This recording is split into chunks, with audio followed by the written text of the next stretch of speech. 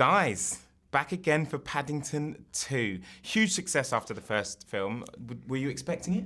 I think we were. I think we were.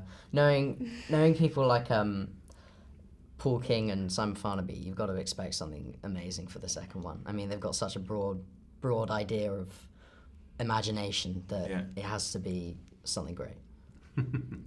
I love the confidence of youth. I had no idea the first film was going to be a huge hit.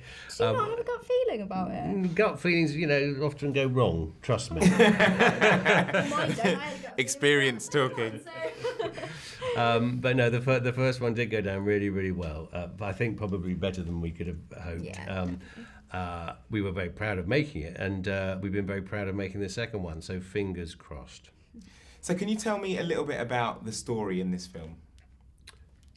Well, so Paddington it's Aunt Lucy's birthday, and he wants to get her a present that's, like no other. So he wants to get her a pop-up book of London, to show her his new life and things like that. But in a series of unfortunate events, it all goes wrong, and Paddington gets accused of stealing the book instead of buying it. So he ends up in what is thought to be not a very nice place, being prison, and it's the family's job to help him out and help him get the book back and find the real thief. And while Paddington is still in prison, he brings it all into a nicer community, and sees the good in what are thought to be bad people. And it's a nice film, isn't it? It's a nice story. Now, you mentioned the pop-up book. It makes a big appearance in the film. You happen to have one, and there. I happen to have one here. These That's so cool. are not properly on sale yet. Have you seen them yet? No. Yeah. That's so cool. Here, have a look at that. That's the book from the film.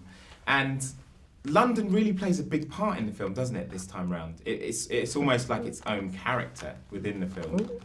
It is. Well, the places that feature in this book actually are germane to the plot. So London definitely features very heavily, and for various reasons, each image, each iconic location that features in the pop-up book is central to the story. So if you didn't know London before, you're going to after you've seen this film. And I think probably one of the most beautiful sequences in the movie is when the pop-up book that Paddington is coveting comes to life. And he imagines taking Aunt Lucy on a tour of London, and it's quite magical and evocative, and that's what's captured in the book. Now, in the movie, Paddington wants to give the book to Aunt Lucy, his special person, with the perfect present of the book. Now, if you had one of the pop-up books, who would you give it to as your special person, and why? Ooh, I think I'd give it to my little sister, just because she's so young and she's not in the right age yet to go around London on a tour of it. So I think. Good answer. You get yourself. Oh my gosh! The other two? She's actually gonna love that. I think what I do, we're sponsoring a child who's in another country, in a lesser economically developed country, and I think I'd give that to him because it's just something for him to see.